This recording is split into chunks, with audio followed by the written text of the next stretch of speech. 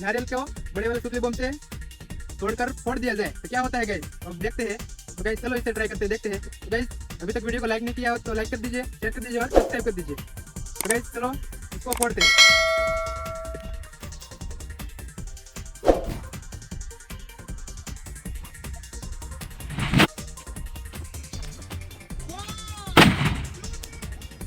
हाँ यार गाइस, इस बड़े वाले सुतली बम ने तो इस नारियल को दो भाग कर दिया। तो गाइस एक भाग तो हमें मिला ही नहीं, अच्छा। पता नहीं कहाँ गया। तो गाइस बहुत बड़ा धमाका हुआ और बहुत बड़ा मजा आया। तो गाइस